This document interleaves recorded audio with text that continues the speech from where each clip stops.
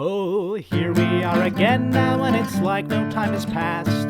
Gazing out upon the sunset as it sinks into the night. Many times it seemed as though a given day might be our last. Face to face with certain death, it's somehow coming out alright.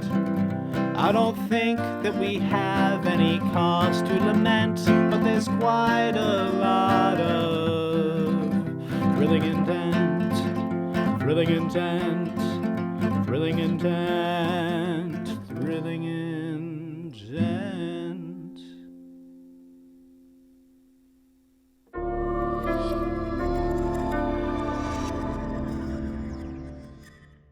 So, Gregor, let's describe what's happening with you right now. You're bound up in a magic circle that seems to be sapping your vitality away. Moving's difficult here. It's difficult to pick yourself up off the ground. And it's difficult to talk, focus. Ultimately, this thing is just sapping your strength completely. Well, I make a mental note to ask if Inian can make one of these to, train in. Because I think that'd be... the results from that would be excellent. Yes. But yeah, I managed to flex my eyelids open and check out who's next to me. And yeah, you put all your work into your well-muscled eyelids, and you see across from you a very familiar figure, except this time it possesses an entire additional dimension. The man looking at you seems to be caught in the same trap, more or less held motionless by the sheer strength of this magic, and he just looks at you with sort of a very calm demeanor. He watches as you struggle just the same. It seems like even talking within this circle is an effort in itself. All he struggled out before was a simple hello. Well, I'm willing to spend effort on plenty of meaningless things, so... As is the Gregor Hartway way. Hello.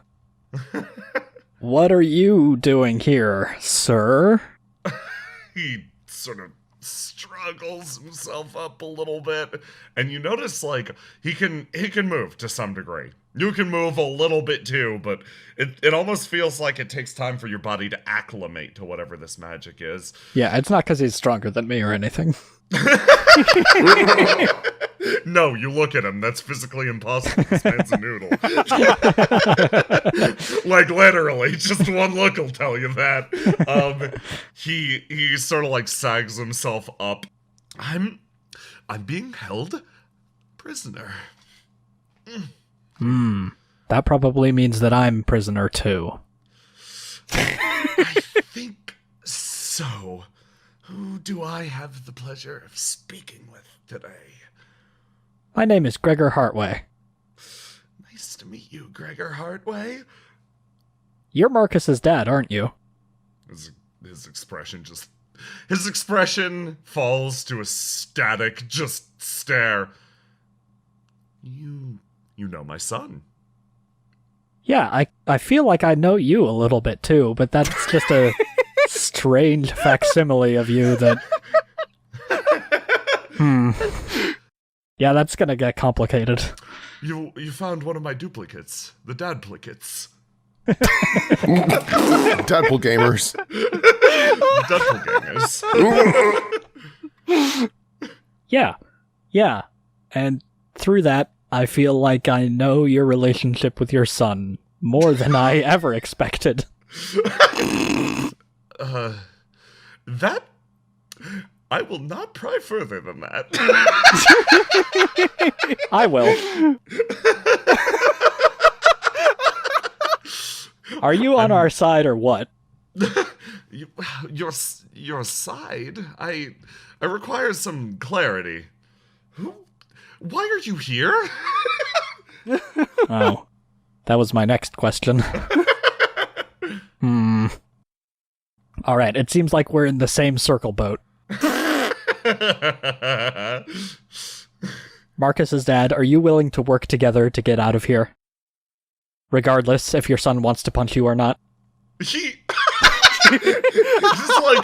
he's like immediately on board with the like, are you willing to work together to get out of here? He's like, yeah.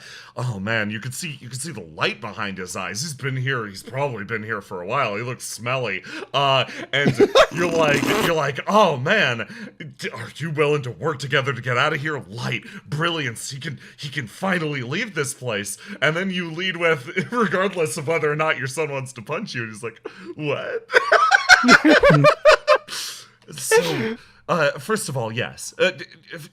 Before anything else, yes, I do want to work with you to escape here. But my son wants to punch me. Also, he's here. I feel as if I said too much. You must die. If it's any consolation, I think he said he didn't want to punch you. Although he had implied that maybe that was an option. We never really finished that conversation. I don't think my son could throw a punch. That confused me too. And it's around that time actually that someone comes in just with a severed head. Oh. He just walks in, moves across, looks at you two in the circle, and then almost seems to mentally note that you two seem mostly conscious. And then it's funny, Marcus's dad just collapses in front of you, feigning unconsciousness in that moment. Gregor, do you play along? There's a noodle-like family resemblance if you watch closely. I recognize this move immediately. Yeah, you've seen this before. Holy shit. No, Technique. because I'm going to quickly catch on and do what Play strong cop to his weak cop. exactly do what Marcus and I have trained to do. Goodness gracious, he's having a health attack.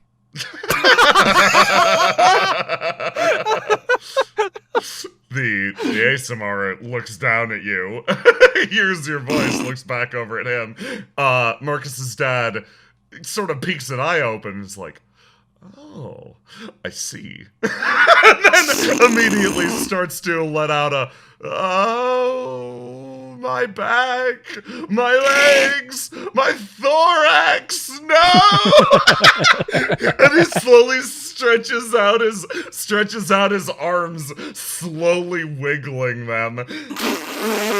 Look at him. He has a son. He has. You turned up the circle too high, and he's practically. Hey, roll around some and make it look like painful. Roll over. Oh, my familial relationships, they weigh on me heavily. This circle drives them through my heart like a knife.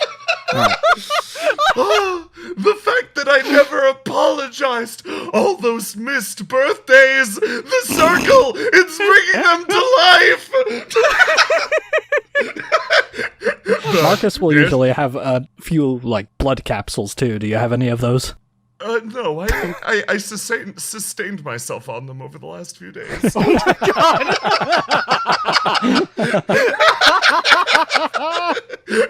He says that full confidence. The ASMR just looks at the two of you, picks up the head, and then throws it in the third circle and walks the fuck out. Damn. I can't believe that didn't work.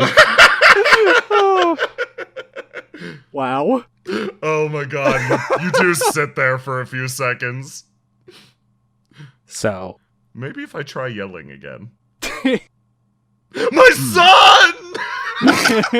There's no response. It was a good try. yeah, I feel like I'd do it better with Marcus, but whatever.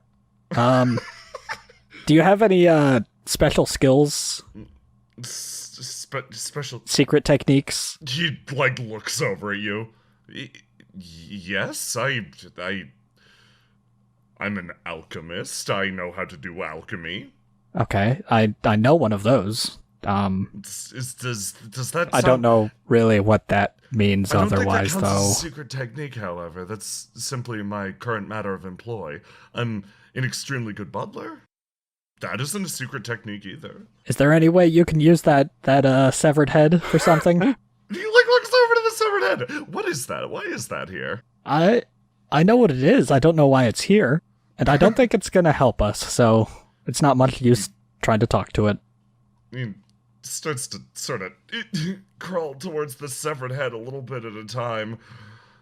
Weird. Okay. Yeah, we did that earlier. May I mention something real quick? Yes. I will say, just as far as secret techniques are concerned, Marcus did adapt his Eldritch Blast from a family, like an ancestral sorcery called the Dark Scouring, which is used to polish things. As I said, I am a supremely good butler, but that is hardly a secret. I've never had a butler, so I don't really know what that's good for.